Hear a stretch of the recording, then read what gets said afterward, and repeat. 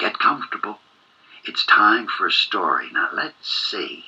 I know a story I used to love to hear, all about Snow White and Rose Red. Once there was a woman who had two daughters. One was named Snow White, and the other was Rose Red. They lived in a cottage that was very far into the woods. Well, one cold and snowy evening, while they were keeping warm by the fire, there was a knock on the door.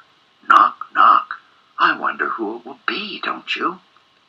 Well, the girl's mother said it must be somebody who wants to get in out of the cold, and she went to open the door. Well, Snow White and Rose Red took one look at the huge brown bear standing in the doorway, and they ran to hide. But their mother, who was very brave and kind, said to the bear, "Why don't you come in and get warm by the fire?" The bear saw the two girls peeking around the corner at him and said, "Oh, please don't be afraid of me. I won't hurt you, and I could use some help getting this snow off my heavy coat." Something about the big old bear seemed friendly, but of course you had to hear him talk to know that. When the girls finally came out of hiding, they had so much fun playing with the bear, drying him off, taking care of him, that they told him he could come back every night to sleep and keep warm by the fire. When summer came and the bear said he'd have to leave, the girls were very sad and begged him, "Oh, please stay." Can you imagine begging a bear to stay? "Oh, but I have to protect my treasure from the evil dwarfs," he said, and he left.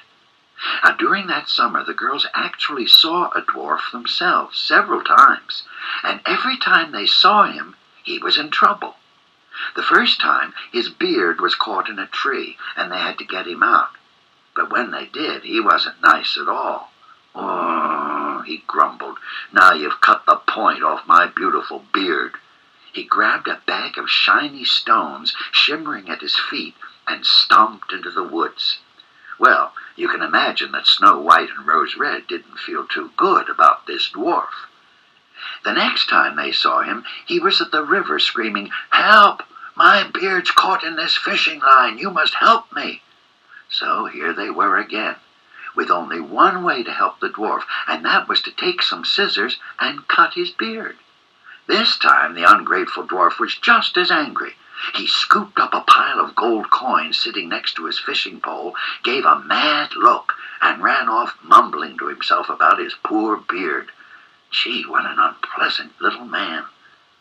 Now, not long after that, the girls were out picking blueberries. It was the season for blueberries, and their mother made wonderful blueberry pancakes. Suddenly they saw a giant hawk lifting off from the berry patch.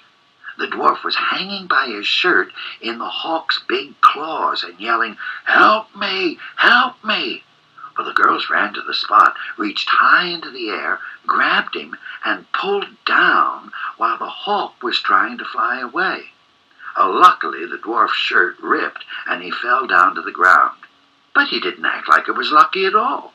He just ran after a sack of pearls near the blueberry patch and grumbled at the girls for tearing his coat.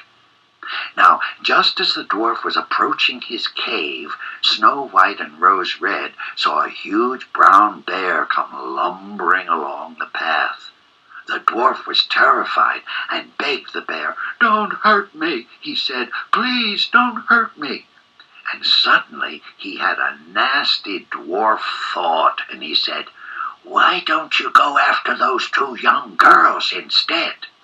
And after they had saved him so many times, now how do you like that?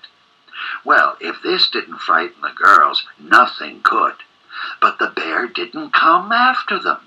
He just swatted the dwarf to the ground and spoke to the girls in a voice they recognized immediately. "Don't be afraid of me," he said. And as he did, his big furry coat began to peel away. He wasn't a bear at all, but a king, under the spell of the evil dwarf. The girls ran to his side. The dwarf ran away as fast as he could. His spell was broken, and the kind old bear was king again. You see, it's always important to be kind to others, because you may one day find that you need their help.